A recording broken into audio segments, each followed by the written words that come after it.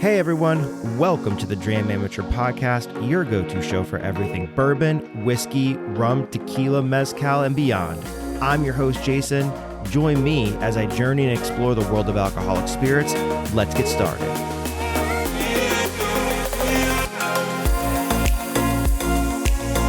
All right, welcome back to the Dram Amateur Podcast, the show where we explore the stories, spirits, and sips that make the world of whiskey, bourbon, rum, tequila, and mezcal so exciting.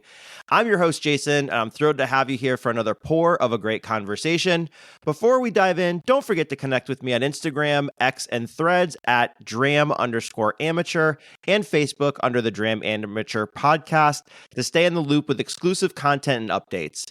Whether you're a seasoned enthusiast or just starting your journey into the world of fine spirits, this is your spot to sip, learn, and share. So pour yourself something good, get comfortable, and let's kick off another unforgettable episode of the Dram Amateur Podcast. And ladies and gentlemen, I'm super excited. He's back. You loved him the first time, and if you didn't, well, that's on you. Returning to the Dram Amateur Podcast is none other than Mr. Given, the man who pairs high proof with high altitude in his high proof hikes, delivers sage advice between sips with words of wisdom, and knows that no great pour should go uncelebrated, hence the legendary porch pops. Whether he's trekking up a mountain with a flask or waxing poetic over a dram, he's always got something interesting to say. So let's raise a glass and welcome Mr. Given back to the show. What's up, man? How are you? So for those that don't like me, don't worry. I'll grow on you. I always do. Yeah, I sense you're kind of a people person a little bit, aren't you? I have been told that I have never met a stranger. That's fair. That's fair. We have similar qualities there. Similar qualities. What? I've been known to be a conversationalist. Yeah. I couldn't tell from the other past podcasts we've been on or anything like that. Yeah.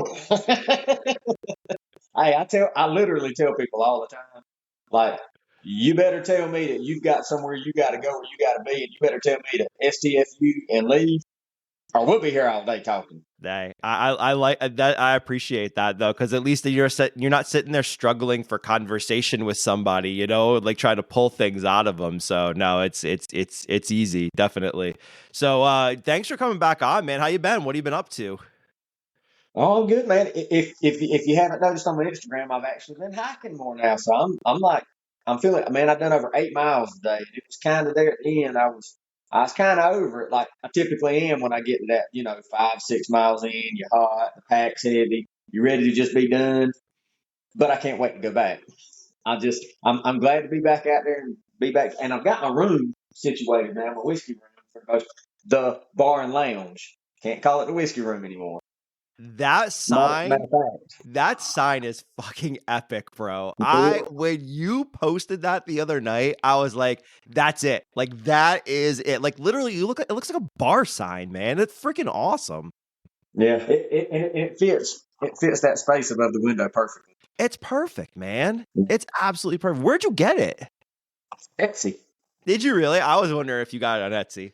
Yeah, there was another one that was supposed to have come, and I don't know. The guy says that it was a USPS thing, but you know how that goes. I'm not sure it was ever sent, but he did give me a refund, and then I placed the order for that one. So That's the awesome. design got changed up a little bit. It was still the same. I think it was the same size though, and it had something. It would have said something different. I think it still said Mr. Given's mark. I think, but either way. Yeah, dude, it looks awesome. You posted it the other day, and I was like, "That's the bomb." Like, I mean, literally, like, can't be the whiskey room anymore, Greeks. It's full of rum and tequila now. Yeah. Oh, and I've got the little spot up there just for the tequila. Oh, that's freaking cool, dude. I like that. You got the agave plant too. That's neat. So I was showing my wife a picture. We were at home, the big at home store. Yeah. And I'm always looking for little trinkets and knickknacks and whatnot to use with my props for my pictures and all. And I'm not sure what type of plant that is. The tag didn't say, but I pulled up, pictures of agave and showed them to her, and she said, "Well, those look like aloe plants." And I'm like, "Well, this looks similar to that." Like, I don't think, like, you didn't know. Like, nobody's going to notice from a picture. You know what I'm saying? If they do, it's like, you got a little too much time on your hand to be like zooming in on my Instagram feature and diagnosing my daggone plant. I almost said etymology, but that's not the right word, whatever that is. But and then we could have a whole conversation about that, about their investigative desires to figure out what type of fake plant I have in my picture. You got creepers looking in your window through Instagram. What's he got going on in there? What's in there? But no, that thing was like $5 too, man. It's a good size from I'm always looking for little things like that for my pictures. It's perfect, man. It kicks ass, man. It looks awesome. It looks like your room. Hey, listen, when we recorded or like when we talked, your room was kind of I think actually when we recorded the first podcast, your room was like a not even a dream. Like you had been talking about like I got to get started on it. I got to start unboxing. I don't know what I want to do yet. Dude, that thing came together like really quick, man. I mean, and it looks really good. I've been known to get tunnel vision. I used to tell one of my past supervisors at work that like I'll get tunnel vision on certain things, and I kind of it's good to be focused and it's good to stay focused, but it's also good to have flexibility and adaptability to maybe multitask and focus on other things. But when I know I need to focus, and I've done that when we've had tasks with the house, moving in everything new or whatever. And, like I had just case in point, the whole thing with the steel with the chainsaw and all. The property beside us, that house was a new one that was built, but it hadn't been sold. Well, the for sale sign was up, and my wife looked online and seen it was under contract. So I was like, well, it's about to get sold. And there was some trees that were laid down like right at the property line. And I was like, well, I need to get them cut up before people move in. So like I got like laser focused on let's get that done. Let's get these trees cut up. Let's get that moved over. I'll get it stacked up in my spot. I ain't cut another tree up since then because they're not on the property line and they had to be a big deal. So it's like, you make those priority decisions as far as what's to prioritize right now. And once I got started on the room, I kind of got into it, and I was like, all right, now what I do here, now what I do there. And I think there's only a couple of things left that I really want to do. I want to get one of those, which I need a place to order with them. The tables that are made from the barrels, whiskey, wine, and design. Oh yeah, and I think I'm gonna put it right here in front of my chairs. But see, like I had to rearrange this to get a better angle, so some of this stuff in the background, But I mean, I can move it around if I need to when we do stuff like this. But getting that, and then I think I want to get one of their little shelves to go right here under my TV. And then that might pretty much, there might be little things here and there I could do. I'm sure you will. Like, I mean, it's one of those things like it evolves over time, right? Just like your palate, it evolves over time, right? So like, I mean, Yep. you're gonna, everyone already always told me like when I got my shelves, right? Everyone always said, you're going to set your shelves up and then you're going to start moving things around. You're going to put them in different places. Well, I haven't moved anything yet. Hell, it's funny. I was making samples for Nerds and Burbs because I met them a couple weekends ago to pick up a bottle and hang out for a little bit. And I took pictures of all the bottles I had, and I was like, what do you want?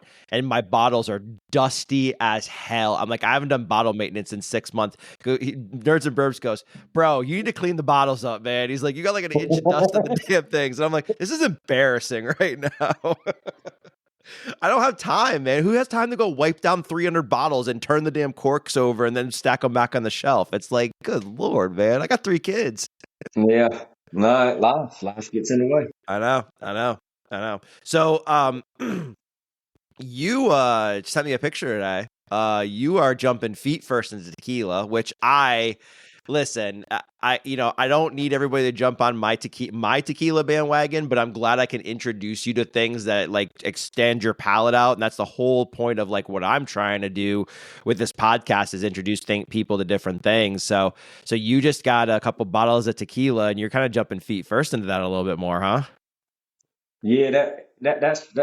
So when I would go into the stores, I would look, but now I've gotten to where I actually like read the labels, and it's still bothersome for me that they put 100% agave so big, and you see that 100, and you got to make sure that's not the ABV. That's it's 100% agave, and then so I don't. There may come a time that I may intentionally purchase an 80 proof tequila, but I just know that 80 proof stuff's just not gonna. It's just probably just gonna disappoint me. Like the taste will be there, but it'll feel thin because I'm so used to drinking the higher proof stuff. So I've been trying to find the overproof stuff, and I've been, as you could tell, I've been pretty successful here recently with it.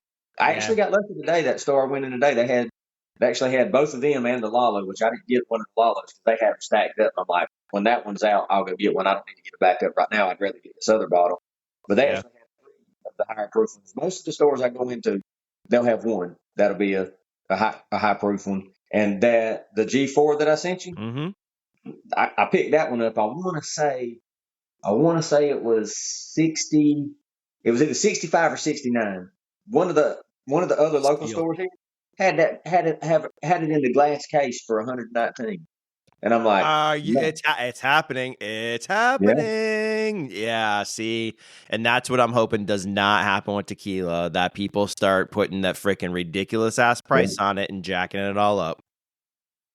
I'm hoping yeah. it doesn't happen. I'll use the booze app if I'm not familiar with something.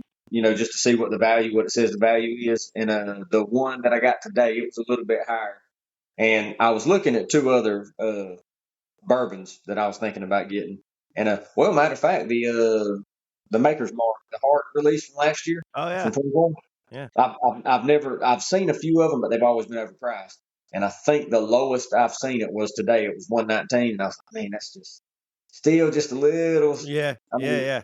I was considering it, but then that other bottle of tequila was over there, and I was like, and I've had Maker's Mark. I've had a lot of Maker's Mark. I haven't had as much tequila. I'm interested in the tequila, so I made a decision. So I went with the tequila. Good decision. I mean, so he ended up with you ended up with a G4 still strength, right? Which, hey, like literally 3 months ago, you couldn't get G4 in Georgia. So like I would have been picking up G4 for you in Chattanooga if you wanted to. They just released back in Georgia after being gone for a while. You got the Don Fulano still strength. So that fun story about Don Fulano. That was one of the first like tequilas outside of the Jose Cuervo one that I tried up in New York when I first got introduced to tequila. I went to a Don Fulano like dinner pairing night where we did like the whole lineup of Don Fulano. So the Blanco, the still strength Blanco, the Repo, and the Añejo. And I texted you today. The Añejo, I'm not a big Añejo guy because I feel like it mutes out the agave flavors. But that Don Fulano Añejo is really, really good. So something to, if you feel like ever trying an Añejo, that's a great one to try. And then you got the Tequila Ocho. Anything from Tequila Ocho is absolutely fantastic. Even their 80 proofer, dude. I'm telling you right now, like I don't think you'd be disappointed from it in it. But that Puntas, man, did you open it and try it yet? I haven't. Oh my gosh. It's a very pretty bottle. It's a pepper bomb, dude. It is so your tongue it will tingle like crazy. It's unbelievable like how like I don't want to say proofy, but it's very spicy. It's got definite like pepper spice on it. It is one of the more peppery spiced like tequilas I've had since I started this. So I think you'll like that. Like I would be shocked if you didn't like that one. As soon as you said that, I was like, I'm probably gonna like that. Yeah. Did you try any of them? So you tried the Magenta I sent you. What'd you think of the Magenta? It was, dude, that one. And I think one of them was the Ocho that I tried. I did give you the Puntas. Yeah, I gave you the Puntas. Okay, well, and I might have tried that one then. Okay. And then there was another one. I forget what the other one was, but I done three of them that time. I actually drank off three of them too. But they were all good, and it might have been that the Ocho one that stood out to me because I remember one of them actually stood out, but the Magenta one. Now every store I go into, they only got the two that's 80 proof. Yeah, they don't have that one. I'm probably not going to see that one. Yeah, that was. You should. I think you'll see it. The regular 80 proof, like I suggest to you that the worst that's going to happen out of it, you spend $40 or $50 for a bottle, right? And you're going to make it in margaritas or something like that, or your wife will drink it if she enjoys margaritas or whatever. So I mean, I would say like if you're going to do it, like Tequila Ocho, Lalo, which you already know, or just the regular whatchamacallit, we just talked about it. Oh my God, I'm drawing a blank. Oh, the Magenta. Like those are really good ones to try. And I'll tell you right now, too, the Tequila Ocho is one that's had good distribution for a while. And if you look on the old bottles, the old label Tequila Ochos, they look very different than the new bottles. it will have the year on them of when it was like produced. There are still bottles from like 2022, 2021 sitting on the shelves. So if you see a Tequila Ocho, it's like a bluish white label on it. Don't sleep on it. If you see an older, like 2022, 2021, I found a 2018 one time sitting in a store, and I'll tell you, it was really good. I don't want to say there's a difference between the quality between then and now, but it was very viscous. Like mouthfeel was crazy on it. Like it would definitely stood out to me as an 80 proof tequila. I was wowed by it. And to drink something from 2018 when tequila was, you know, it was big, but it wasn't what it is today. Like that was pretty cool. Yeah. Yeah, I did notice that on the booze app whenever I was looking it up that they must have done the bottles because the newer ones they have the different top on it, and I think the glass has that look where there's like something in it, and instead of just being crystal clear. Yep. Yeah, I actually like the old bottles better. I'm being a little. The new ones are just like I don't like. You could read because on the Blancos, the tequila, you'll see each bottle has a different I want to say farm. I'm trying to think of the word, but they come from a different area. The NOM? No, the Nam is where it's distilled, but the agave comes from a different area. So every single bottle will have a different like name, like La Paria, or I'm making things up, but they'll have different names on them, and it's just where the agaves come from that they're making it in it. So just pay attention to that stuff too. Is that the one where most of them that I see say they come from El Jalisco? Well, everything comes from El Jalisco, but there's like I don't want to say farm, like crops, like different crops. Like they have I have to find a bottle or a picture of it, and I'll send it to you later. I've had different years from Tequila Ocho, and I've had different than like crops it's came from. So like they'll have literally different names in the bottles, like single, like the estates. I think it's the estates. That's what they call it. The estates it comes from. So wherever the agave is grown, whatever estate that is on, they come from different estates as well. So it's fun because I will tell you with Tequila Ocho, what I found is there's not a lot of differences in flavors between batches from what I've at least found so far. I found a lot of deviation in Fortaleza, for example, between the batches. But I'll tell you what, Tequila Ocho is always solid. Like I haven't had a time where I'm just like, oh, this sucks. It's the worst tequila I've ever had. Like it's for $45 a bottle, dude. You can't beat it, to be honest with you. Yeah. Yeah. And that's one I probably overlooked it before you sent the samples to me. And then because I know for sure one of those samples that I drank the other night was one of them, because I recognized the name whenever I was in the store, and I thought, okay, I can trust this. Yep. And that's why I send samples to you, so you know what the hell you can trust. Yeah. Well, it's just like that day I randomly went up there and I found how do you say the name of that one? Del Amar Jaguar, but they call it Jaguar. It's Alma de Jaguar. Alma de Jaguar. Yeah. When I found that with the Nocturna, yeah. It's delicious, isn't it? I have not opened it because remember I've got your sample sitting there. I set it aside so I could compare the two. That's cool. Yeah, that would be cool. You're gonna have to send me a sample of yours, and then we do another whole podcast just on samples of Alma de Jaguar. Yeah, that's a good idea. That's a good idea. I like it. All right, so we got things to drink tonight. We're gonna have some fun tonight. So I famously named this Blind Bonanza. I was trying to think of something fun, and I was like, all right, let's go with Blind Bonanza. So just to set the stage for everybody, so they know what's happening. I sent Mr. Given 4 different. I sent you 1 ounce samples, didn't I? That's right. Okay, I sent you 1 ounce samples. So 4 1 ounce samples. And I really went for like bangers. I was like, what does Mr. Given maybe not have drank that I have? And I said, let's do something fun with it. So what I said was that we would pour together. So they're all lined up next to me as well. We'll go through tasting notes. We'll take our time with them. We'll shoot the shit in between, the whole 9 yards. And then we said, I sent you a text last night. I just need to find it because, God, I can't remember a damn thing that I sent you yesterday. I said we would talk. So you have to guess whether it's a bourbon or a rye, which I think is going to be I think it's going to be pretty easy. The proof and the distillery. So if you can name those, I think that would be cool. So bourbon or rye, proof, and distillery. I'm going to tell you, I feel confident about guessing bourbon or rye. Other than that, it's fit to be a shit show. So you say that, but I'm going to tell you right now, I bet you get 3 out of 4. So full disclosure here, I hadn't done a blind in forever, but back whenever I first got into this stuff, I would do them, and it was educational for me. And I was actually surprised with myself when I actually was able to pick out which ones were weeded and which ones weren't. Oh, wow. Which ones were like, I actually got, now I did get a few of them wrong, but I remember I did intentionally pour some, like Elijah Craig's got lower rye than like Beam. Some of the Beam products have higher rye. So I was able to pick out the ones with higher rye in the mash bill. And then the proof thing, that comes in but some stuff surprises me as far as the ethanol. But now the proof I may get close to, we'll see. But I'm not optimistic about telling you which distillery it comes from. We'll see. I'm going to tell you right now, you're going to get 3 or 4.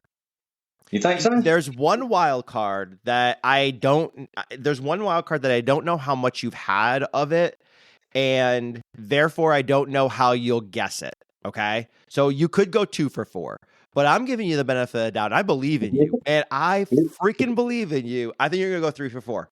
You're I really do. Optimistic. Yeah. Yep.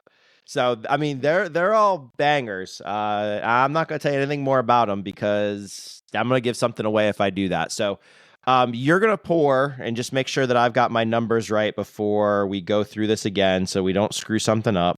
So, you're going to pour number 4 first.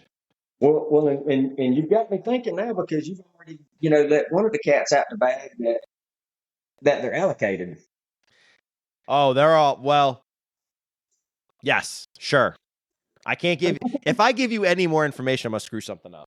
Number 4, right? That's what we're doing. Yeah, we're going number 4 first. Yep. So everyone, I need to like hold music as I pour, right?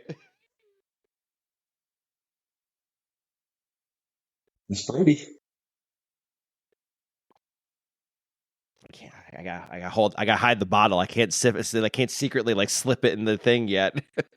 and see, you've already biased it because now I'm thinking it's lower proof. Like you say, I don't know how low. Agreed. You don't know what the starting point is. Could be 150. Oh God. Mr. Gibbs like, please don't kill me tonight. I need to function tomorrow. I have a wife that depends on me. No, I actually don't. I don't have plans for tomorrow. Oh shit, we're doing this again then. Okay, so yeah, it's fruity. I don't think you would be able to get the distillery on the nose. I get it because I know what the hell I'm looking at, which is not fair, right? I'm not doing it blind. Yes, it's kind of light to me and fruity. Kind of light how? Because man, that thing's punching me in the face, man. Well, like when I say light, to me, I don't mean like ethanol. I mean, like when I think of something that's like, if you ever read my tasting notes, sometimes when I say something's like more decadent, I think more deep. Like, and when I think of that in my mind, I just automatically go to something like pecan pie filling because that's like something that's heavy. That's like a heavy dessert. Yeah, I agree. You're not. It's full, but it's not this heavy. One's not heavy. This one's more like. I agree with you. Yep. Like maybe like effervescent, maybe. Okay, I can agree with that. Ooh, I just got a weird note. Oh, what did I get on that? Damn it. See, I am not good at this shit. This is why I'm Dram amateur, because I don't know what the hell I'm doing right now. But I agree with you. And it's a really good way to look at it, actually. And actually, I'm going to learn from you during this podcast. Like, I consider it full. Like, I'm not struggling to pick anything out. Like, every time I smell it, my nose is enveloped in anything, but it's not heavy. It's not thick. It's not like... it's not punchy in the face, but it's just like not like you're like sucking something in, like something like a milkshake, right? Like you're not smelling something creamy like that. That's the way I look at it. Yeah, see, I'm getting this like powdered sugar over like Some kind of red berry. It definitely, it's a sweet nose. Caramel for sure. All right, I'm drinking. Yeah, I it's don't care. definitely sweet.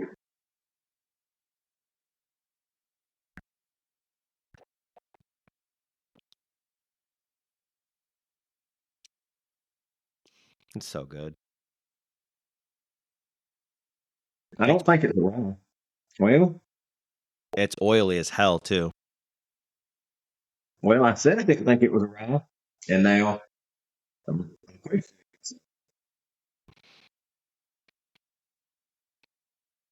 I think it's a rye. Which now I'm thinking that's why I'm getting those, because one of my things with with ryes, I'll get the tea thing, and people Okay. post different types of teas. I ain't drunk all different kinds of teas, just whatever Southern folks make the brown tea. You boil the water and you put it in. Like, grew up drinking that. Of course, being diabetic, I don't drink tea as much anymore, if at all, really. But I don't think I ever drank like Earl Grey's the only other one that I need to make. Green tea, I did drink Lipton green tea, but I couldn't tell you the difference between them if I drink them right now. Right. But Yeah. see, now when I go back to it, that was all caramel and brown sugar. Mm-hmm. Yeah, I agree with you. Yeah, on the palate and everything it is. Yeah. Yeah, definitely. Oh yeah, that's heavy caramel and brown Is sugar. that well, it's not your first drink of the day because someone was plowing 130 proof rye on their hike today. I did that, dude. That was early too, man. Because I told you I get them in early, so I can make sure the rest of my hike's done. I'm not buzzed. There's nothing going on. I'm completely good to drive back and be okay. And yeah, about halfway through that hike, I was like, damn, that one sip of that 130 proof was, because I had, what did I have for breakfast? I usually have a banana, but I didn't have bananas this morning, so I had a pack of a small pack of like trail mix and a beef stick. That Oh was my my breakfast. God. And you drank 100, you swung 130 proof. I sure did. Next time, go to But I Cracker was good Barrel or though. Waffle House or something better like that before you start hiking. I imagine you taking that swig and then like 20 minutes later putting your hands on your knees going, Jesus, I can't make it anymore. There has been more than one occasion where I've had outtakes and I had to redo it. And I remember one specific one. I don't remember what it was. It could have been 110, 15, whatever proof. I don't think it was 130, but it took three. And the hat was cockeyed, and I took a video of 6 1 I was like, this is what happens when it takes three outtakes for the high proof hats. He's like, I had a good buzz going then. I don't doubt it. I don't doubt it at all. See, again, like I know what it is, but even me drinking it, I'm like, oh, that's totally like my mouth profile is like that's what it is. It's the See, now I don't think it's a rye. I think I'm getting a lot of spice on the end, on the finish, on the back end of the palate and the finish. A lot of that spice kicks in. And I think the first sip, it made me think, because it has been all day since this morning that I did have anything to drink. So Yeah. It's been a I guess while. technically this would be my first thing. But I should have told you to acclimate, at least have a pour before you started. does it come from Tennessee? Am I allowed to give you answers to questions? I don't know. I don't make the rules up here. Well, if you don't make the rules, who does make them? I don't. I don't know. I will tell you. I will tell you. Yes, Okay, it comes from Tennessee. Yes, it comes from Tennessee. so you never listened to Blue Collar, the podcast? No, I haven't yet. No. They would do stuff like that on there, and they would do the blinds. And they started out, it was supposed to be under $50. Okay. That's the blue collar part. Yep. And yeah, they would guess and they would try to get where it was from. That's the first thing I asked is, does it come from Tennessee? Does it come from a place called, what is it called, Cascade Hollow? It does not come from, wait, well, what's Cascade Hollow? Is that Jack, or is that where That's Dickel. No, it is not Dickel. Okay. Do you think I would send you Dickel? I'm going to send you some sitting sweet. here- I'm I'll sitting send you here some racking my Sweetens brain. Cove. Like, what would be allocated for Dickel? Because I'm like, I get really fruity notes with Dickel, and I don't get that minerality that people get from the vitamins. I don't get that. Yeah. But I never took Flintstone vitamins either, though. So You ain't missing nothing, dude. Mineralist. I like Dickel stuff, but Mhm. it's I don't the finish is what steered me away from that. But, so when you say it comes from Tennessee, it's not Jack, is it? Are you asking? Like, is that your guess? Dude, I have never drank anything Jack that I can get like a distinct banana note, and I don't get banana. That's what makes this bottle unique.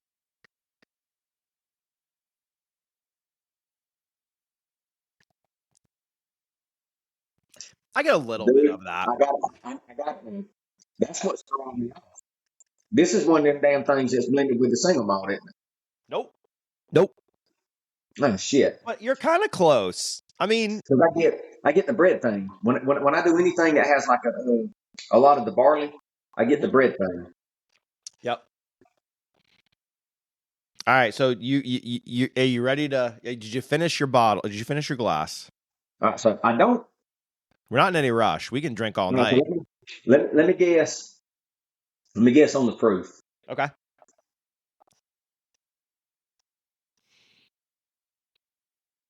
Man, it does this weird, like the son bitch is looking at you, but then it like closes the door and opens it up. And it's somebody else, like right in the middle of the palate.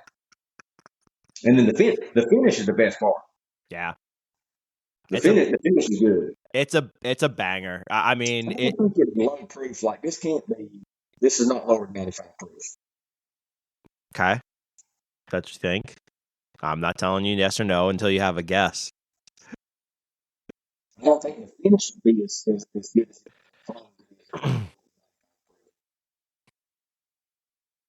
I contemplated sending it to you because of the proof. I'll tell you that.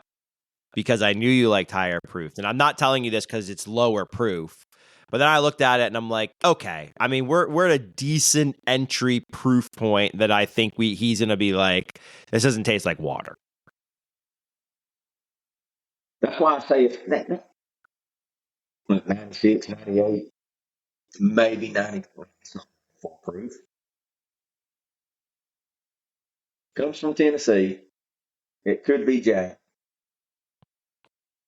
It's definitely not from Chattanooga whiskey because I don't get any of that high malt stuff for that. Is it Jack? It's Jack Daniels? It is Jack. Check. Now when you start talking about Jack stuff like any of that allocated stuff, I did get and I don't know somebody sent it to me if I wanted to sample giveaways on Instagram, but I did get a sample of the Sinatra one, and Okay. it was nice and smooth. It was really good. I remember I liked it. I enjoyed it. Other than that, I don't think I've ever had it. Fun fact: never even tried the Sinatra. Never even tried it. Is it? Okay, that's good. I'll have to try it. No, well, I reckon I don't spill the beans on what that one is. All right. Well, you picked Jack. I need a proof point. We'll go with 96. Okay, and bourbon or rye. Well, hold up. If it's Jack, it would have to be a Tennessee whiskey. Oh God, let's not get into this debate, please. On board, but it's a bourbon. It's technically it can qualify as a bourbon. That's a funky one. Can I say? Can it be a bourbon? It's not a burr rye.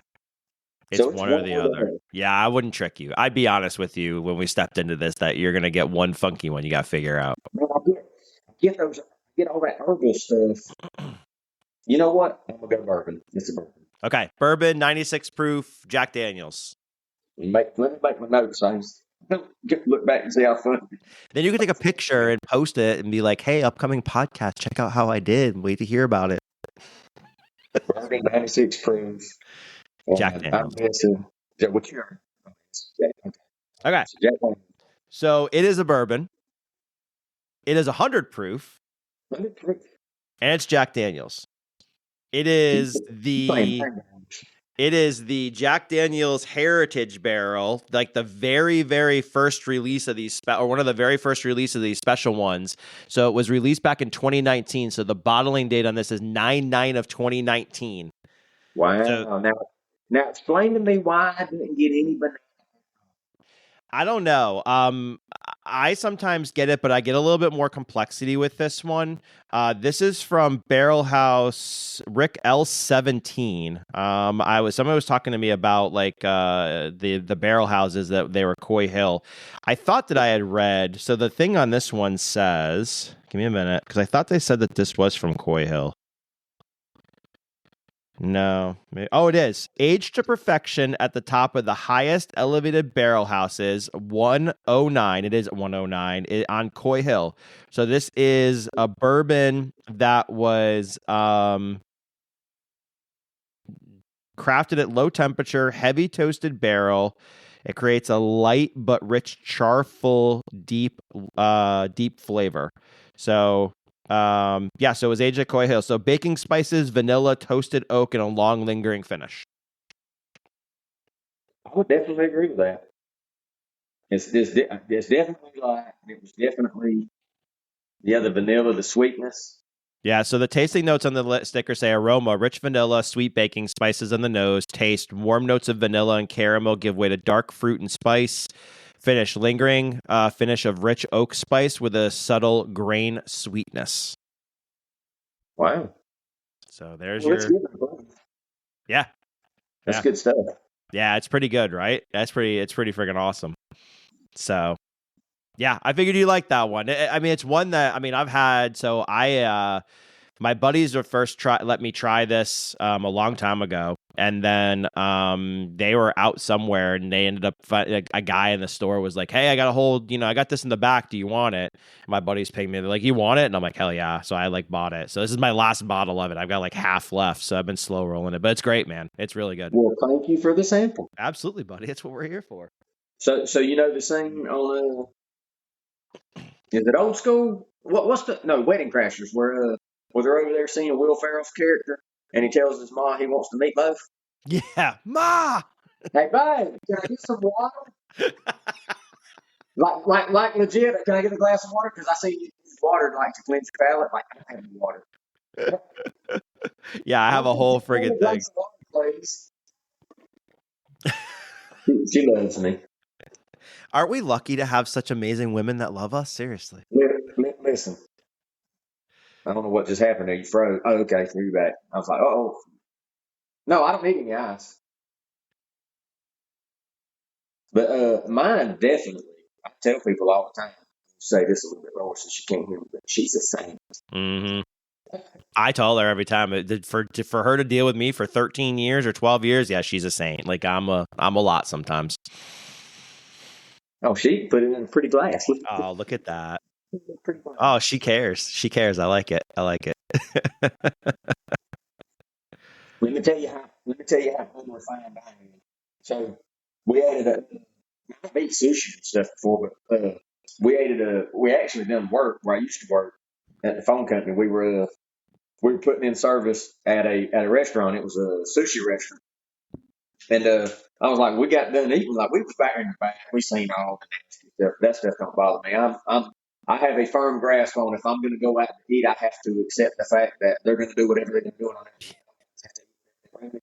Yeah. So when we got done, we went up front and they brought the stuff out. I got sushi, different types of sushi you try. And if you've ever ate sushi, you probably know until then. The little things of ginger. Yeah. I was wondering what that was, and I ate some of it. I was like, that shit's nasty. What is this? And I don't remember what I asked her if it was, and she laughed at me. And she's a kid. Like, I'm a grown man. Now, this ain't that long ago. And she's a little kid still in high school, and she laughed at me, and I was like, hey, that was pretty bad, Jonathan. But apparently that's for palate. That's your palate. Yeah. I just eat it like candy. I love that shit, dude. Yeah, it didn't taste good. But I like ginger, though. But it was pickled ginger. It was pickled. Was it pink or was it white? Pink. Okay, that might be the reason why. Yeah, that might be the reason why. Yeah. Yeah, we have a good one up by us. Like it's like one of the like better ones in Atlanta that everybody loves it. And it's like 20 minutes from my house, 15 minutes from my house, which is great to have it. And it's fantastic, dude. I would eat sushi once a week if I could afford it. Dude, I'll get sushi from the gas station. I'll try it. No. Props to your stomach. Props Yeah. to your stomach. No, absolutely not. Even grocery store sushi, I'm like, do I really want this? Like, how good can it be? That was going to be my next one. Is get it from England sometimes. Yeah, I'm that guy. Yeah, but they make it fresh though at Ingles because even the Ingles in town by me, like I walk by and the guy's making it fresh in front of you, so it's not too old. It's not like they ship it in from anywhere. It's just not the quality. It's not the fish quality and like the rice quality that you get at like a sushi place. You know what I'm saying? It's a little bit different. Well, and I have, and I don't know if this is taboo or not, but I have DoorDashed sushi. I have more than once. Me too. I mean, I know it's not going to be like fresh, like you were sitting there and they brought it out. But, oh yeah, I'll DoorDash sushi in a heartbeat. Me too. Yeah, I love it. Yeah, and do you like so with sushi? Do you like just the raw fish by like the sashimi by itself, like just the raw fish, or do you have to have like the rolls, or does it have to be cooked? Either or, I'll do either or. Okay, so you'll eat just the raw slice of fish. See, that's the weird part about me. I don't know if you know this, but man, I eat a raw oyster. I eat raw fish stuff. Like I cannot. Like I absolutely detest mushrooms. Can't do it. My wife's the same way. She loves sushi, loves raw oysters and all that stuff. She will not eat a freaking mushroom. Right, mushrooms, and like my wife, my sister, mama, like my nieces, for everybody, like even my coworkers now, a lot of them, they like mushrooms. You know, and I've tried them where they fried mushrooms. I mean, dunk the whole damn thing down in the range, stop that sucker in some cheese, and I still can't do it because it's just you get that. To me, is you get that dirt because it's a fungus that grows from the dirt. You know, so it's I don't know. It's just the texture of it, and it's weird because I'll eat a raw oyster and it will freak me out. Mm-hmm. But I can't do a mushroom. Them things, man. You don't like that. You don't like that dirt flavor. Wow, them things, man. So, do you like catfish? Oh yeah, I eat catfish. Oh, yeah, I kill catfish, sure. Okay, all right, because it's got sometimes that dirt flavor. You know what I'm saying? It's a trash fish. Yeah. You probably will not find any other food like you go to the Chinese places. A lot of times they'll have the squid and they'll be moving around. Mm-hmm. Oh yeah, I can grab one of them suckers and eat it too. Whatnot. That's good. It's just a mushroom thing. Yes. And then them things when they put it on a burger and it's all gooey and I don't get that. No, those people need to put in prison. I don't do mushrooms on burgers very much, but I will be honest with you. A really good mushroom Swiss burger every now and then, I will tear that up, man. If it's like really good, like I will. Yup, it'll happen. But it's not my top burger on my list at all by any stretch of the imagination. But every once in a while, I'm like, ooh, mushroom Swiss burger. Okay, we're good now. We're gonna go for that. We're gonna go for that. But I understand I'm in the minority. I understand. Yeah. Have you tried a portobello mushroom? I believe those are the big ones that people. Yeah, and they slice them. It's almost like they call it the steak of mushrooms. Yeah, I believe so. But I mean, somebody could bring some. Man, see, that's the thing. That's the thing. So, if we went somewhere and it's like, oh, you have mushrooms like this, I would probably try it. Mm-hmm. I probably would. But we did eat a Thai place one time. It was on the dish, and I picked them out and got them off my plate, and then was able to actually eat it and didn't get any of the influence in the food, so it was good. But most of the time, if it's already on there, like if it's on a pizza, I can't pick them off and still eat the pizza. I still taste it, and it's probably something in my mind, but the mushroom thing. But I'm aware of it. I understand that it's probably not rational. But it's just the way it is. Yeah. Let's put it this way too with mushrooms. I don't seek out putting mushrooms on things, but I would eat mushrooms. Like I don't put mushrooms on my pizza. If anybody shoves a mushroom on a pizza, I'll eat it. Like, it doesn't bother me. Like, I don't mind fried mushrooms. I don't mind mushrooms in things. But especially portobello mushrooms. Like, I love portobello mushrooms, man. You give me like a steak with some like a grilled portobello mushroom next to it, I'll eat the steak just like I'll eat the mushroom, dude. It's fantastic. I love it. And to tie this in, it probably goes to why one of the most one of the biggest turnoff notes in whiskeys for me is that damp soil, the wet dirt, earthy, funky. That probably goes hand in hand with why I don't like mushrooms. So I hate that note. If I get that note too much in a whiskey, drain pour. Really? There was my buddy got this. I think it's a Scotch. It's called Edrador 21. It is as black as like my shirt, to be honest with you, and it is the dankest, dampest basement filthy dirt under like moss flavor. It's freaking awesome, dude. It is awesome. Like, I absolutely loved it when I first had it. I was like, this is the greatest thing ever. You'd hate it. Yeah. It's awesome, dude. I drank that just you describing. It was 21 years old, man. I mean, think about it, like, it's a Scotland thing, right? So it's probably been growing in this like rainy ass climate in the bottom of a basement, dark as hell. I'm like, this is awesome. I love the story behind it, you know? And you're like, hell no, I ain't drinking that shit. Well, and that shit, it already tastes like a Band-Aid. No, not the peated one. This wasn't peated. It was just a normal Scotch. See, I get that note with all Scotch though. Oh man, like, you're not gonna like mezcal then. The Band-Aid thing. Yeah. So then I have a new mission now. So I'm gonna send you two things. I have a rum that will blow your socks off. You want to talk about rubber and all that stuff, and then mezcals. I gotta get you some mezcals and see if you like the mezcals. I got a new mission. I was actually reading the mezcal bottles today, or was it today? No, not today. Yeah, today.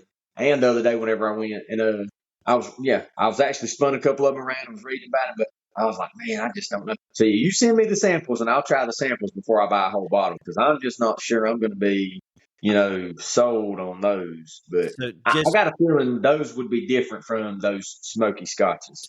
Yeah, it's a different I agree with you. It's a different type of smoke. Like, I've got Ardbeg, and I've had like all of the different scotches that are smoky, and it's a different type of smoke. But be careful when you're buying mezcals.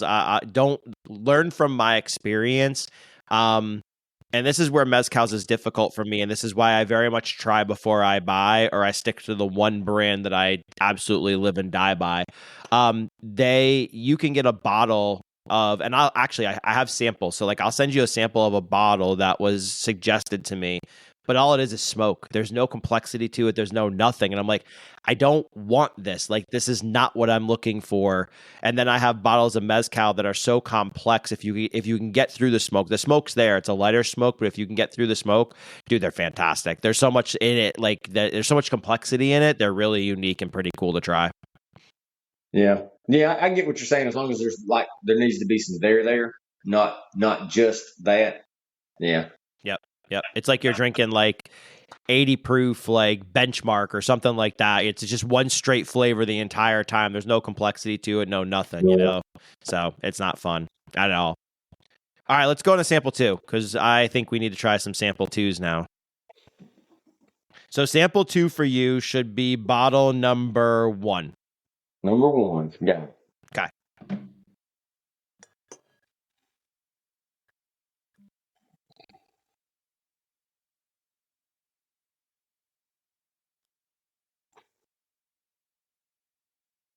So we're pouring. I need like a what do they call it? I need like a broadcast announcer, and he's grabbing the bottle. He's opening it. Play-by-play. Yeah. That's what I need. Oh God, jeez, I love this thing. See this one? Which I guess it's the whole thing where, let it sit in the glass for however long, but just right off, it's light to me too. Okay. all these bottles have been open for a while. So as far as like getting air in the bottle, which I agree with you, right? Like neck pour compared to getting air in the bottle pours are completely different. If everybody doesn't believe me, then or doesn't support that, go pound sand. Cheers to you. Boy, the neck pour thing, because I'm a neck pour is a fallacy and not real. I'm that guy. No, we Yeah, disagree on something. Man, come on, man. I've Neck heard pours are I've heard you mention completely it before. different. I've heard you mention it before, and I was like, we'll have to have that conversation because my thing is it all come out of the barrel and it all went in separate bottles and it went in the bottle like this. I made a what do they call them? A satire, a satirical post a while back that the way, and I can grab one of the bottles off the shelf here. The way I defeat the neck pour is before I pour it, I just turn it upside down and then I pour it. So then there can't be a neck pour. Where's the unfollow button on Instagram? I'm going and unfollowing your ass right now. No, I think I'm it's a just firm I believer, think man, it's your because imagination. yeah, no, I don't think it is, man. I mean, I can tell you so many times I've had a bottle of whatever I've opened and just didn't like it the first time. There was just something with it. And then when you let the air open up in it, it's a different flavor to it, man. I really firmly believe that. I guess my perspective is that's your experience, and my experience has always been they don't change to me. They're the same to me. They're Hmm. always the same. The thing to me is, and I think this is the explanation, and because they've talked about this on several podcasts and stuff like that, is you yourself change. That doesn't change. It didn't change when it come out of the barrel. It didn't change when it was put in the bottle. All the other bottles are all the same. Like it has had contact with oxygen. It's not like it never seen oxygen. So you opening it up is not the first time it's come in contact with oxygen. Now I get the whole thing where your bottle gets to a certain point. Yeah, you need to start getting that going because it is going to start to change over time when so much of it is empty in the bottle now. But it's like to say, what did you eat that day? What Mm. affected your palate that day? What were your emotions that day? Did something good happen? Did something bad happen? Because your brain chemistry, I don't know this, I'm not a scientist, but something good happens in your body or your brain, whatever releases whatever those good hormones or dopamine or whatever, Hmm. you're in a good mood. I'm sure if you're in a good mood, steak probably tastes better than if you're in a bad mood. You know what I mean? That's my thing because for me personally, they don't change for me. They pretty much stay exactly the same, but maybe you're just different and you perceive it that way. So then it's true for you, but it's just not for me. I might be drinking your Kool-Aid a little bit on the whole how you feeling that day and what you ate that day and shit like that. I'm gonna shut my mouth because I'm not gonna say I agree with you or anything like that, but I might drink your Kool-Aid a little bit. I agree with you. I'm all right. What flavor is my Kool Aid? Grape. I'm a grape Yeah, Kool-Aid I was guy. thinking grape too. Grape Kool-Aid guy, dude. Come on, man. Like Yeah, all day. I mean, I remember growing up, we used to make Kool-Aid all the time. Like I remember that. We used to drink about those plastic pitchers that, with like the little like push stop on top and everything like yeah. that. Yeah, hell yeah. Oh,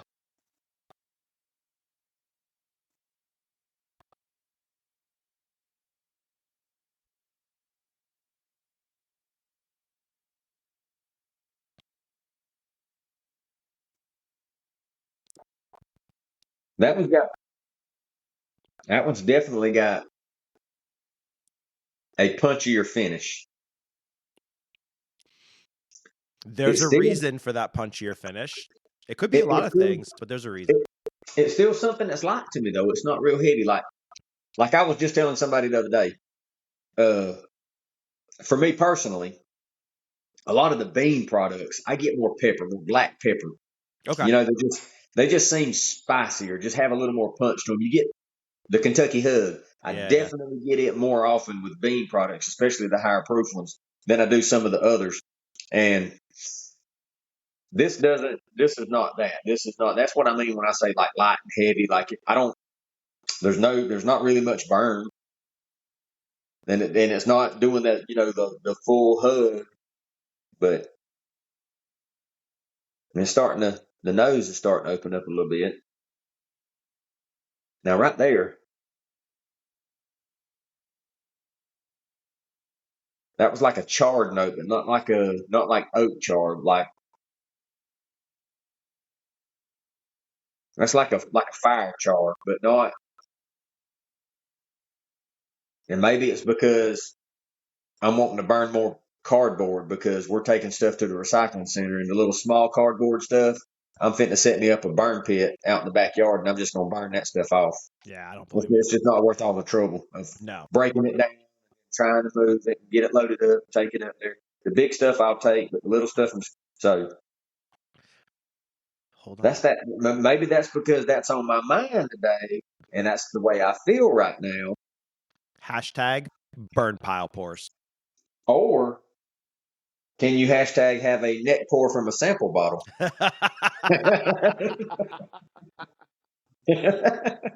Hell no, because it came out of a bottle. It's already half empty. It doesn't exist. The next two that I haven't opened yet, I'm definitely flipping them upside down before I pour God, them. here we I'm go. going to eliminate that neck pour. This is going to be one of the most talked about podcasts of our disagreement on neck pours right now. What do you call them? Hot takes? Hot takes, yeah. See, I have the correct take. You have the hot take. Oh, here we go. Here we go. You know what? I need to accept the guest is always right mentality. You're right. You are right. Especially if Mr. Gibbon is the guest. Yeah, exactly. Yeah. Someone's gonna listen to this podcast going, I'm not going on here. He's an asshole. Jesus, what the hell?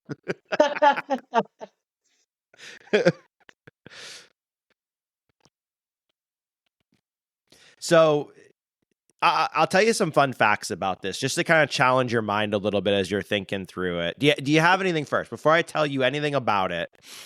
Do you have any ideas, any thoughts? It is. I definitely get oak and char on the back end. It's definitely on the aftertaste on the finish. And it seems like it's got a little, it's punchier at the end. It's not as fruity and as sweet up front. And there's a reason for the punchierness. I can't tell you why, but there's a reason. The Jack was definitely sweet up front. Like it was sweeter. This one's not. Mm-hmm.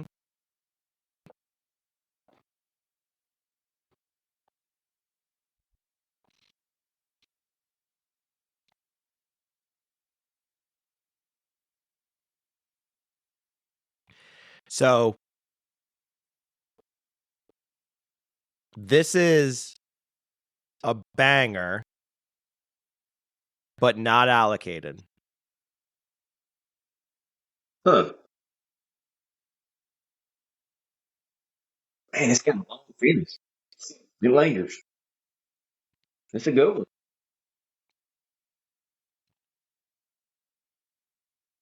But it's still. All right, so let me ask you this. Would it be considered one of the big guys, one of the big boys? Yep. Kentucky. Yep. Heaven Hill? No. I don't have very many. Oh, look. But Slevin's coming here to join the party. Man, I get to see him in person. He always come on, bud. He always gets in my lap. He'll come in here if I sit down in here. He'll come in here and get in my lap. My lap is his spot. He's the bar and lounge cat. He heard something, so exactly. And Bigly will come in here too, but he'll hunker down on the rug. He don't really. Now he did come in here and get my lap. Was it last night? Last night or night before? He come and got my lap, and then Slevin come in here and give me the side eye. He was like, "What's he doing in my?" Bigly normally didn't do it. So, all right, so it's not Heaven Hill. Nope. I don't have very much Heaven Hill products. So just fun fact for everybody. Don't have a lot of Heaven Hill products. Actually, you know what? I don't think I have any Heaven Hill bottles. Really? What's a Heaven Hill bottle you think I should have, or I would have? Elijah Craig. Anything Elijah Craig. I take that back. Duh. Sorry. Yes, I have Elijah Craig. My apologies. I have like 2 or 3 bottles of Elijah Craig. My apologies. Yeah, you start talking about larceny. Don't have larcenies. Oh, larceny's good stuff. Heaven Hill. Just the Heaven Hill. Just the regular bottled and bond. I don't have any of that. Yeah, Heaven Hill bottled and bond. Yeah, the Henry McKenna. You don't have any I Henry have a McKenna? Henry McKenna. I do have it's sitting in a box somewhere because I have one You gonna left. cause me to have to get up. Yeah, I Let's do have a see. Henry McKenna. Oh, you don't have burn time? The wheat whiskey? No, I've had Dude, it. I have had it, but I don't have one. the Bernheim that they finally come out with the you know how they do the Elijah Craig barrel proof, Yep, and then they have the Larceny barrel proof. They finally come out with the Bernheim barrel. Dude, that stuff is it's good. fantastic. That's Dude, it cool. is, yes. So I That's have to cool. let me make a note. I got to get you Did you a have sample the of that. did you have the Elijah Craig C923? I never did find that one. Oh, good. I'm gonna put that on my list of samples to send you then too. That dude, let me tell you something. That bottle, it's pretty life changing. It's pretty Dude, fucking good. I've never had an Elijah Craig barrel proof for private. You know, like the store picks. I've never Oh, had I've one. got one. I'll have to open it and send you a sample too. I'm making notes. Dude, and they vary. They vary so much. You know, from like different. I mean, they don't vary that disparate. You know, but they do vary.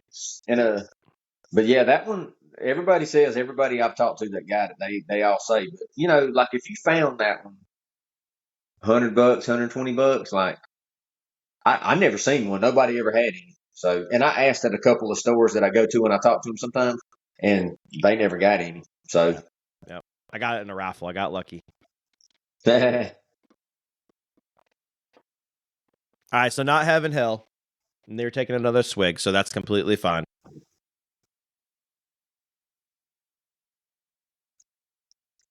said it's not allocated, Mm-mm. Kentucky.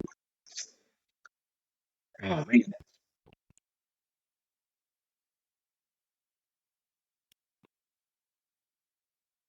now I'm trying to think. I don't think it's anything from Buffalo Trace, or is it? No. So, well, shit, about everything Buffalo Trace is Well, allocated. everything Buffalo Trace is gonna be really, really fruity. Like, I mean, at least for me, like I'm so over Buffalo Trace stuff. I'm like, I won't even I'm, drink. I have a I'm bottle. over it just because of the allocation. The allocated stuff bothers me. Yeah. I have a couple bottles of Stag still that I've had for years. I haven't even opened them. Just because I just haven't. I have a one Buffalo Trace store pick left. I sold my other two. I have one Eagle Rare store pick left, and I think that might be all the Buffalo Trace I've got. See, as soon as you said Eagle Rare and Buffalo Trace, yeah, I definitely get a lot more fruit on both of those. Yeah, Yeah. and it's not, but I get fruit on Barton stuff, so I don't think it's Barton. Well, now I'm sitting here trying to think. I definitely it'll be Bean because I don't think it's Bean, I don't and think I it's have any definitely Beam products. it's Beam's not Creek. I have Knob Creek. this is definitely not. That's not weeded, right? No. Mm-mm. No. Nope. Not weeded. Yeah, No, there's no 'cause I sweet. get For me, there's no sweetness on that bottle. A yeah, little bit. I get a little floral. It's more savory than it is sweet. Like if I compare the Jack to it, it's polar opposite for that compared to the Jack.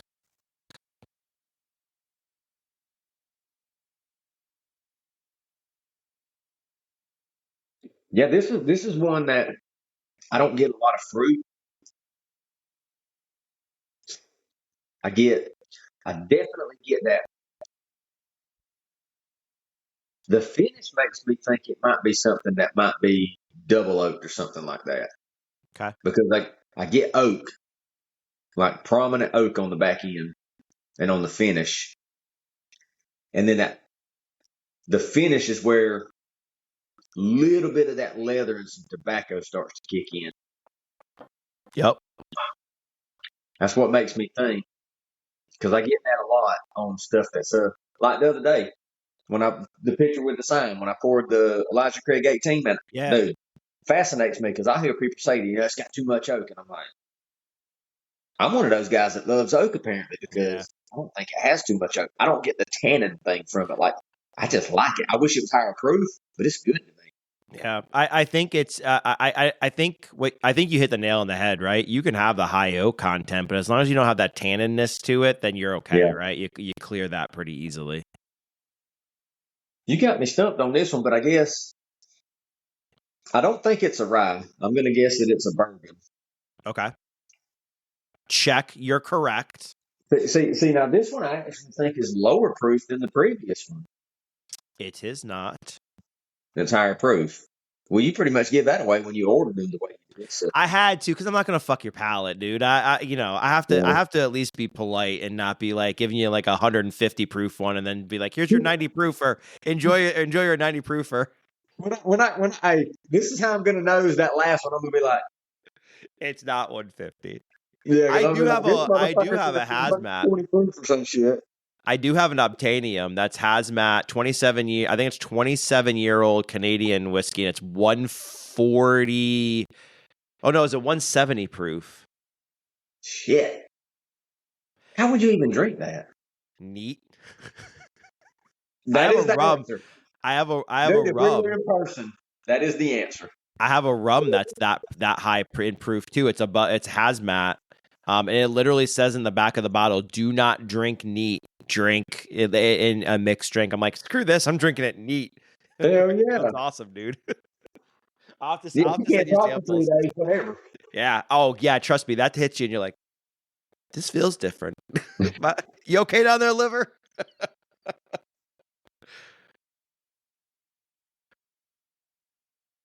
Well, I guess being, as you're telling me, it's not lower proof. That means it's got to be at least 100 proof. I guess I'm just going to say 100 proof. Okay. So bourbon, 100 proof. The freaking distillery, man. You're messing me up with that one. Like, I get a funk. Not a funk per se, but like I can usually pick out turkey products. I don't think it's turkey, but no, I don't think it's turkey. So that rules out bean, turkey, Heaven Hill. What am I missing? We talked about Barton, Bakers.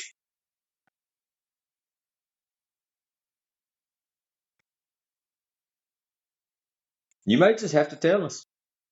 Oh no, you need at least a guess. You named it out of the ones you just ripped off out of your mouth.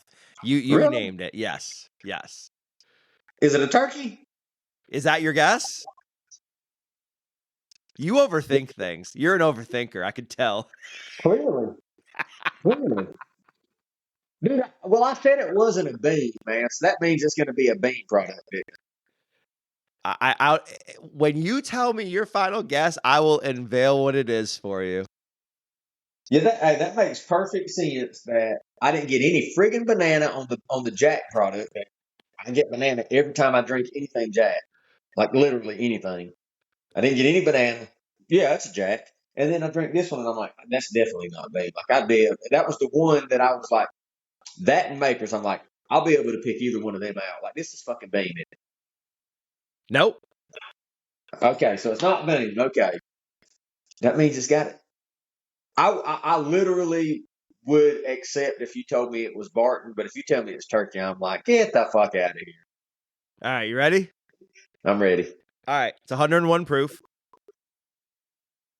It is a bourbon. It is a high rye bourbon. It is a dusty turkey. Son of a bitch. So it is fucking from Wild Turkey 101. Yeah, so it's from like 96 to 99 from all the research I've done with the numbers and the bottles and all that kind of stuff. So it is a dusty turkey. So you have now officially had a dusty turkey in your life. Oh, that is nothing like the previous 101 that I had or the little small bottle that I recently got, dude. It is vastly different. That's why I want you to try it, because I agree with you. Because this shit, and this is why I give samples of this to everybody, because I want you to realize like it tasted like back in the 90s compared to now.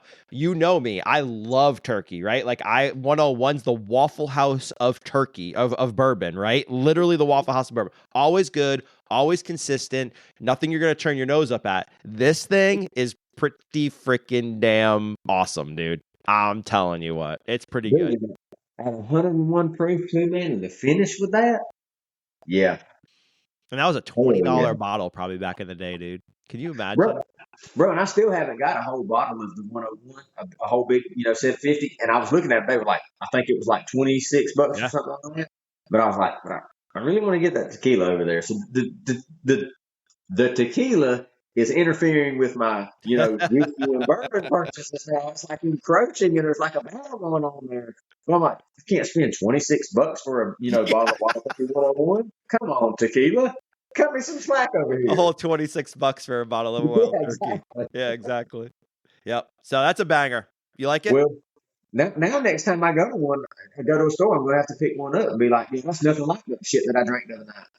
It's nothing. And to be honest with you too, like the newer batches, so like I had some older bottles, like 5 years ago, something like that, right? Before they started changing the label, the one with the actual turkey like face on it and everything like that. I'll tell you what, even those bottles then are different than the bottles now. They've definitely changed the recipe, or at least I don't know, they changed something with it. It's not the same. But yeah, this thing's amazing. Yeah, it was awesome. So that's actually probably, it was either that or Captain Morgan, because my mama used to keep Captain Morgan in the cupboard and my daddy used to keep Wild Turkey, which I'm assuming, I don't remember which. I remember it had the turkey on it, so it could have been the 80 proof. He used to keep a bottle of that in the freezer. So one of the two was the first whiskey that I ever drank. So like you mentioned the funk. I'm surprised when you said the funk, like you just didn't go automatically turkey. Yeah. Well, it doesn't have. It's got that dankness to it. There's definite, like, if you nose that. So for me, like when I nose, like I'll smell it from the bottom of the glass and then I'll smell it from the top of the glass, and I get different smells. And even when I go back and forth a little bit, it'll change. There's definitely a dankness in that bottle. Like there is this dank, like it's the Wild Turkey funk, and it's prevalent. Like it's pretty freaking awesome. I guess the thing. Well, and we'll see as we go back. I guess the thing that threw me off is it's just. So I always said, even with that first bottle of 101 that I had, that turned me off because of the finish. Mm-hmm. When it would start out, dude, up here, phenomenal, like just viscous and oily and just full encompassing, just envelops the tongue. Just like, oh yeah, this is a really good bourbon. Okay, this is what a bourbon is supposed to taste like. And then that finish would hit me, and it'd be like, oh, you just read it. I didn't get any of that for this because it's a little more lighter. But now that you say that, like the mine, mm-hmm. Yeah. Now and it's definitely glass. I'm getting a little bit of that. And you were right about the oak on it, right? Because it's definitely more oaky than any of the Wild Turkey 101s that are released today. There's definitely more of an oak influence on it, for sure. Absolutely. Yeah. And now, so what I'm going to do, you saw my, I don't know if you saw my reel. Yeah, you did see my reel. I got the 70th anniversary turkey. My buddy picked it up. Yeah. So that's the 8-year. So I want to do that blind next to this, right? And try it and see just what I feel, from the two, and see if there's a lot of similarities or a lot of differences. I've also got the Wild Turkey 12 too. So I figured if I do the old 101, the 8, and the 12, that'd be kind of cool to kind of compare to 3 and see how, see what I think. Yeah. So when I was watching your video, I didn't realize that it was a prank. And I'm like, what the fuck just happened? Like, the box said this, and that's not what's in the box. He should be pissed. He got fucking rugged. I knew my buddy was dropping it off. So, like, when I walked outside and I opened the door, there's a Wild Turkey 12 box. I'm like, what the hell? I'm like, Jesus. I'm like... Because as soon as we opened the 12 and we all bought the new bottle of the Wild Turkey 101 and saw that it like fits in the box, like we just class up our Wild Turkey 101 now and put it in 12 boxes. There you go, yeah. Classy whiskey. Oh man. So yeah, that bottle was fun. So that bottle I did a charity raffle, and I think I was like 13th or 14th number pulled. And that bottle was still hanging out, and I was like, "You got to be kidding me! I'm gonna have the opportunity to get this." So like, I threw it. It said, "Hey, I want this." And the guy's like, "Okay, cool, yours." And I was like, "No way!" And then sure enough, yeah, like, and the cork was just like, so the cork on it is a rare breed cork because the cork on it was disintegrated. Like as soon as I opened it, it was toast. So the rare breed cork fits right in there. So yeah, it is awesome. It was awesome. Yeah, when my bottles get thrown out, the cork does not go with them. I save all my corks. I try to save different size corks every single time because, you know, like you said, some of the bottles are wide, some of them are smaller. So try to save different corks every single time. Yep.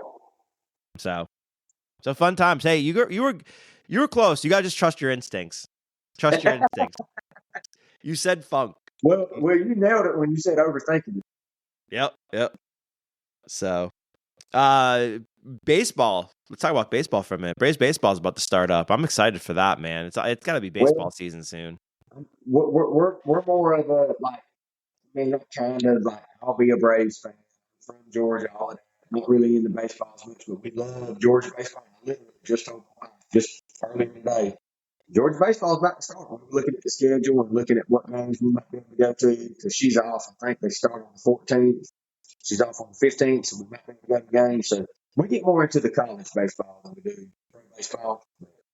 I haven't been to a I got a spot up here where I got the ASW bottles for the Braves. I got them on a little wall thing there. That's cool. I haven't been to a college baseball game before. I've never been. I gotta go. Oh man, we like I say, when she started working up in Athens, we started going to the baseball games. I guess the thing to me is, you know, we've been to football games and we've been to away games, and there's so many freaking people, and it's such a big stadium, and it's such, you know, all the pomp and circumstance. It's such a big event. But we go to the baseball game there, and it's like, I mean, there's just a few thousand people that are there. It's a small, quaint little like Foley Field right there in Athens. You know, there's houses right there. There's a neighborhood right there. The people come from the little, I don't know if it's townhouses or apartments or what, but they call it Kudzu Hill. And they're up on the hill up there, and they watch the games from up on the hill, and they've got banners and stuff up. They'll hang sheets up with signs on them, whatever. So it's like it's a completely different vibe. And the concessions, like you can go and you can get hot dogs, burgers, chips, drinks, whatever, and not spend $10. Oh wow. Yeah. Now a beer costs you $10. So I can honestly say that I've never been to a Georgia baseball game and bought a beer because it's going to cost you $9 or $10. I'm like, no, thank you, I'll be all right. Yeah. So, but yeah, it's like it's just a really good experience. And then they, if you've never been, so Texas A&M, you can look up the videos. They do this thing, and it's funny. They do these things at their games where if a player does, if they get 4 balls, I guess, and they get the walk, then they start doing the chant, ball 5, and they do it until the pitcher throws a strike. Oh, I've seen that. I have seen that video. That's pretty freaking hysterical. Yes. And so, and it's because it's quiet. And one of the games we went to, I don't remember if it was a Vanderbilt game, but like it's because it's so quiet, so quaint, it's so small that one of the dudes in the stands was like talking to whoever was at bat, like his name's Jason, and he's like, Jason, you got that money you owe me? You know, Jason, did your mama call me last night? You know, just saying stuff like that, and I'm like, this is so hilarious. It's so funny, and I forget which game it was. We've been to so many games, but one of them, they ended up having to like literally pull the guy off the field and sit him down because we were all like giving him so much shit because he made like 2 or 3 errors in a row, and it was like, yeah, just pull him down. Like the fans were in his head, and I'm like, you don't get that in a football game. No, you don't. You know? Yeah. So like, yeah, we I can honestly say we fell in love with Georgia baseball, and then because of that, we actually started watching college baseball, like especially the College World Series. Man, that dude, there's nothing like that, man. Yeah, I remember it was a couple of years ago. I think it was when we were on vacation when it was going on. When Florida and LSU, I think they played in the final. Mm-hmm. And dude, you talking about, man? I think LSU had to play Wake Forest in the semis. Dude, epic series, dude. Because I think those were probably the 2 best teams that year. And then Florida won game 2. LSU won the first game. Florida won game 2 like 24 to something. Like they just. It seemed like everything, they hit it out of the field. Like it was just homer after homer after homer. But then they got obliterated in the third game. It's wild stuff, dude. Crazy. That's cool. They still use metal bats, right? Yes. Okay. And they changed them. They changed them, but yeah, you still get that ping. They made them less powerful, correct? I think that's right. Yeah. And I think they have some that are outlawed that are you just can't use them because of their potential Yeah. for power. Okay, that's what I thought. Yeah, I remember when I was growing up playing baseball. I grew up, dude. I played baseball forever. I mean, I remember being 5 years old playing baseball, and I played till a freshman in high school till I flunked off the team because I suck at algebra. So I couldn't pass algebra. But I was never a hitter. Like I probably batted like 220 my entire life. I was never a hitter, but I could play shortstop like pretty proud of how I played shortstop. But like I remember always growing up, like DeMarini was like the bat that everybody would want, and they finally started to like outlaw it when I started getting my latter half of my early years of baseball, then going into freshman year, like we couldn't play with DeMarini bats anymore like that. So I know I saw a video recently of somebody using all like hitting Yeah. baseballs with all those different bats, dude. Those balls just fly off those Yeah. bats, man. It's insane. It is absolutely insane. It's crazy. I couldn't imagine hitting a baseball anymore because I've grown up now playing softball so much when I got in my 20s and 30s. I can't imagine trying to hit a baseball anymore. I'd probably look like an idiot. Yeah, I couldn't ever do it.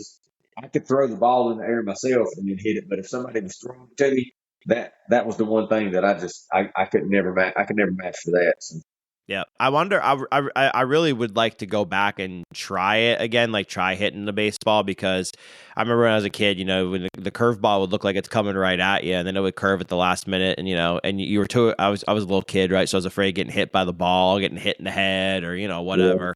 So I'd like to go back and try it now, knowing that if I get hit by a ball, it's just gonna hurt for 10 minutes, right? And it'll be all good. Just stand in the box and take it and see if I can get a hit. So maybe one of these times I'll try it. They say that, like, I guess statistically, the round object and the round object is one of the most difficult things to do. And then, God, you can imagine some of these people, the high 90s, 100-mile-an-hour fastball coming at you. Like, and what's wild to me is that they're already like lifting the leg and getting ready, and they're in wind up. Like, they don't even know where the ball's going to be. So, they're adjusting like microseconds. Like, that's crazy stuff. It is. It is. Yeah. Yeah, but one of the hardest sports is a round ball, square flat front. Try to go hit a golf ball. The hardest damn thing in the friggin' world, man. Tell you what. Yeah. Hate it. Yeah. Love it. Hate it. Love it. Hate it. Love it. Hate it. Pain in the ass. Pain in the Yeah, ass. they say that I don't golf, but they say that golf teaches you patience. Like golf videos that I watch, just like, how did that person swing? Where did they bring their club back? How did they let go of the club? How did they do this? How did they do that? And then you get in the golf course, like, got it. I've watched 150 golf videos since the last time I golfed. First shot, you're like, yes, this is great. Second shot, yes. First hole, you're like, I'm in on 6, double bogey. Let's go. Then you get in the second hole and you're like, oh, crap. I just forgot everything I did really well. And it's all going this way, missed it, shanked it, sculled it. Yeah, it's not good. Not good. Well, now that's because the car is coming. No, it's too much alcohol when we're out there is really what it boils down to. But we went to a convention and I went golfing, and I can see why people do that, man. It was a beautiful sunny day, green golf course, like the golf carts, the golf girls coming around, like for us because it was an event that was sponsored or whatever, like free alcohol and shit. I'm like, I Yep. see why y'all do this shit all the time. Now, why y'all take it so serious and get all upset about it? I don't understand, but I see why y'all do it. This is Yeah. fun. Yeah, it is fun. We when we go out with our buddies, we have a good time. We'll play like shit. I lost 15 balls the last time I went, and it was completely night and day compared to the first time I played recently. And I was just like, what am I doing? Why am I in my head? But it's fun. Yeah, I mean, it's a good day out. Riding the golf cart, like you said, enjoying the nice weather. Chasing a little white ball around it. It's a blast. You really can't complain about it. Well, and I had so much fun because, like I say, I love golf. So my 3 coworkers were golfing, and it was, I guess, a 4-man scramble, I guess Scramble. is what they Yep. call it. Yep. So they put another dude with them, and I tagged along, and I just heckled him the whole day. I talked shit the whole day because I'm like, wait a minute, look, I don't golf, y'all, but like the thing with the flag, like that's where the ball's supposed to go, right? And the ball's not going there. Like, what are y'all doing? Do y'all know how to golf? Do y'all golf? Like, are y'all impersonating golfers? Like, what's going on here? The dude that we didn't know that was part of our team. Yeah. By the second hole, he turns around and he goes, "John, you talk a lot of shit." I said all day, buddy.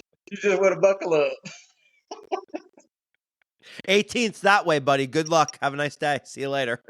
He ended up, him and one of the other guys, they ended up being what I say the best strikers. Yep. You know, they most of the time, I would say majority of the time we use their balls, but they still weren't good golfers. Don't get that confused with that. They were good golfers. Like, so when we went to it was a convention that they were having. So, you could get the swag stuff. So I was going around getting all the golf balls. Anybody that had golf balls, I was getting them. And then I was taking them to them. I'm like, I know y'all need these because y'all lost all y'all's. Yeah, I was an asshole about it.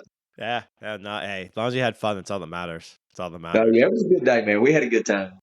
Yeah, it's always fun. I always have a good time when I do it. It's just a good stress release thing, just go have a good time, chill out, I have a cigar while I'm out there with the guys and everything too. So it's fun. It's a lot of fun. Absolutely, yeah. Yep. That's a wrap for this episode of the Dram Amateur Podcast. A huge thank you to Mr. Given for joining the podcast and to all of you for tuning in, sipping along, and being a part of this amazing community. Stay tuned for episode 2, where me and Mr. Given dive in a little bit deeper and drink some more blind samples. If you enjoyed this show, please take a moment to like, share, and leave a review. It helps me grow and reach more spirit lovers like you. You can also follow me on Instagram at @dram_amateur for updates, behind the scenes content, and more. Your support means the world to me, and I can't wait to keep sharing this journey with you. Until next time, remember, life's too short for bad pours, so make every dram count. Cheers. Thank you for tuning into the Dram Amateur Podcast. I hope you enjoyed our deep dive into the world of spirits. Don't forget to subscribe and leave a review. I certainly appreciate all the feedback and support.